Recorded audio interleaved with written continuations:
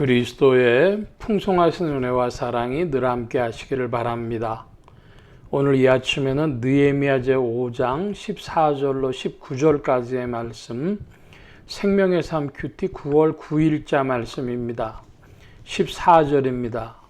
또한 유다 땅 총독으로 세움을 받은 때 곧 아닥사스다 왕 제20년부터 제32년까지 12년 동안은 나와 내 형제들이 총독의 녹을 먹지 아니하였느니라.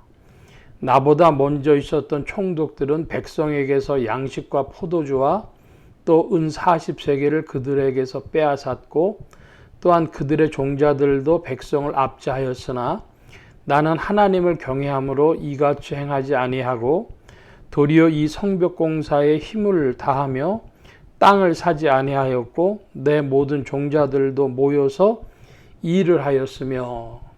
먼저 16절까지 말씀 보겠습니다. 느헤미야가 유다 총독으로 세움받은 때, 그러니까 총독 재임 시절인 아닥사스다 왕 제20년부터 32년까지 12년 동안 총독의 녹을 먹지 않았다 그럽니다. 먼저 이 사실을 확인해 놓고 15절에 보면 나보다 먼저 있었던 총독들은 백성에게서 양식과 포도주와 또 은 40세겔을 그들에게서 빼앗았고 또한 그들의 종자들도 백성을 압제하였으나, 이런 표현이 나옵니다. 사실은 이 15절에 나온 느헤미야보다 앞서 있었던 총독들이 당연한 일을 한 것입니다. 그러니까 총독이 손가락 빨고 살 수는 없으니까 그 자기의 경제적인 기반을 백성들에게서 세금으로 떼는데, 빼앗았다고 표현하는데 세금으로 매긴 것이죠. 은 40세겔 내놔. 그리고 내가 먹을 양식과 포도주, 나의 종자들이 필요한 것들을 내놔. 이렇게 해서 세금으로 거뒀을 것입니다. 당연한 일입니다. 자, 그런데 총독이 자기가 직접 나서가지고 그것을 거두겠습니까? 은 40세겔 세고 있고, 포도주 세고 있고 그러겠어요? 자기 수하들을 시켜서 가져와라. 이렇게 하겠죠. 그러면 그 수하들이 백성들의 민장들이나 꽤 높은 귀족들이나 이런 사람들한테서 당신들 얼마씩 내놔. 이런 식으로 하는 것이죠. 그러니까 윗물이 맑아야 아랫물이 맑아야 된다고, 이 총독이 자기 필요를 내놓으라 그럴 때 그 심부름하는 사람들이 총독한테 100원을 바치려고 하면 자기도 수고비 좀 얻어야 될 거 아닙니까? 110원이나 120원 뜯어내겠죠. 그러니까 응당 당연한 일들이 이렇게 벌어지는 것인데, 느헤미야는 자기가 12년 동안 총독의 녹수를 받지 않았다 그럽니다. 그 1년 이태도 아니고 12년 동안 했다는 것은요, 자기가 다른 방식으로 경제적 조달을 했다는 것이죠. 신약에 들어서면 사도 바울이 그 다른 사도들이나 이런 이들하고 조금 다른 행보를 보였는데, 자기가 그 받을 권위 없는 것이 아니라 그 다른 사람들한테 어려움을 주지 않게 위해서 헌금으로 내놓으라는 말을 하지 않으려고, 그래서 이제 텐트 메이킹 미니스트리를 했죠. 자비량 선교를 했습니다.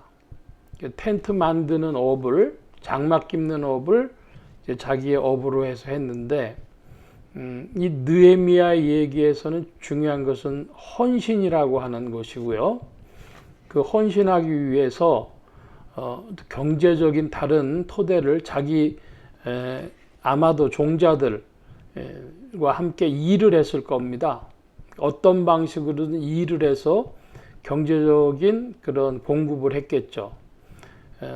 조금 전에 바울 이야기로 다시 돌아가서 바울이 자비량 선교를 하기 위해서 장막 깁는 업을 했습니다. 오늘날 이것이 전 세계 교회의 문제인데 한국 교회하고 미국 교회를 살펴볼 때에 미국 교회 목사님들이 이제 지금 현재로서는 3분의 2 가까이가 그 아르바이트를 한다는 거예요.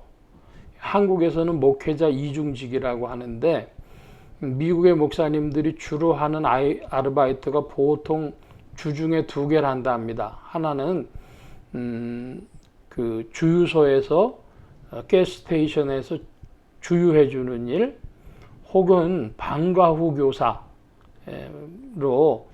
재능 따라서 농구 지도를 하기도 하고 무슨 축구 지도를 하기도 하고 혹은 이제 무슨 어학을 불어를 가르쳐 주는 일을 하기도 하고 또 어떤 분들은 그 미술 지도를 하기도 하고 등등 자기의 능력대로 주로 하는 일이 방과 후 교사나 이제 그 주유원 이런 일들을 하면서 경제적인 토대를 갖는다는 것이죠. 그래서 아주 열악한 교회에서는 사모님들도 캐셔 이런 일을 하면서 이제 주중에 돈을 버는데, 그래서 보통의 경우 미국의 3분의 2 정도 되는 목회자들의 경우에 금요일 오후부터 주일까지 이틀 반이 되겠습니다. 금요일 오후, 토요일, 주일. 보통 이때가 사역하는 날이라고 하는 것이죠. 여러분 같으면 그런 목회를 하시겠습니까? 이것도 미국의 한 지난 10년, 20년 전부터 해서 지난 10년에 주로 있었던 일이고, 이제는 미국 목사님들이 견디지를 못해요.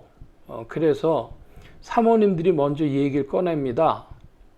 여보, 우리는 언제 쉬어? 우리가 기계도 아니고 일주일 24시간을 이렇게 일주일 내내 일을 하면 우리는 뭐 어떻게 해야 되는 겁니까? 그 당신하고 나하고 벌면 생활을 지금보다 오히려 더 풍족하게 할 수 있는데 토요일날 저녁까지 하고 하는데 목회 그만둡시다. 더 이상 견딜 수가 없어. 이렇게 얘기를 하면 목사님들이 견디질 못해요.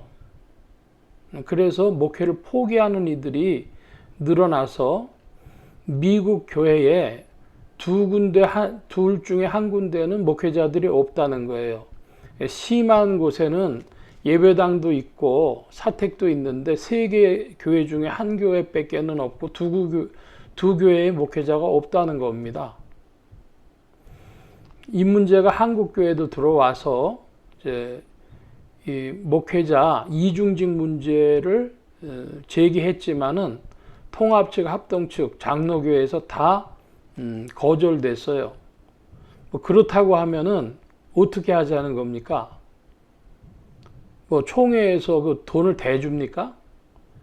통합 측 총회에서 뭐 한 달에 얼마 정도 대준다고 하지만은 그 선교비로 지원해 준다고 하지만은 그거는 부족한 얘기고, 결국은 눈 가리고 아웅하는데 실제적으로는 그렇게 이중직을 하면서 목회를 하는 것을 못 본 척 해주는 것 뿐이지 법으로는 불가하다는 거예요. 과연 이것이 성경으로 맞나 하는 질문이 있습니다. 반론도 있는데요. 목회자가 이중직하게 되면 성도들을 돌보지 못한다는 겁니다. 이것도 사실이죠. 딜레마인데요. 그러니까 지금 헌신의 문제를 살펴보다가 목사님들의 신약 시대에 2024년 현재 한국교회 목사님들 이야기까지 살펴봤는데, 어떤 방식으로든지 경제적인 공급을 해야 되는데 사도 바울을 우리는 기준으로 살펴봐야 된다. 그러니까 공급이 안 되는 곳에서는 이중직을 허락해야 된다. 제가 지금 이 말씀을 드리는 것입니다. 12년 동안 느헤미야가 손가락 빨고 있지는 않았을 겁니다. 자기가 빼앗지 않고 일을 했다는 이야기입니다. 그런데 그것은 그 당시의 총독으로서는 엄청난 헌신입니다. 이것을 기억해야 되겠죠. 17절 이하입니다.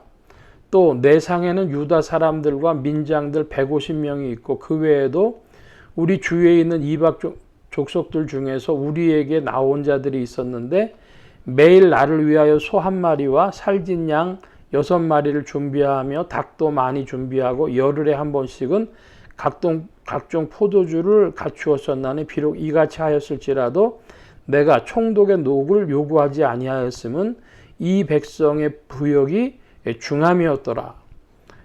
그 먹는 데 필요를 자원해서 사람들이 됐다는 것이죠. 여기에 유다 사람들과 민장들 150명이라 그랬는데 다른 표현으로는 귀족과 민장들이라고 합니다. 그러니까 이런 사람들이 어떤 식으로든 필요를 공급했지만 자기가 녹을 요구하지는 않았다는 거예요. 이거 내놔라 하지 않았다는 것입니다. 헌신이죠.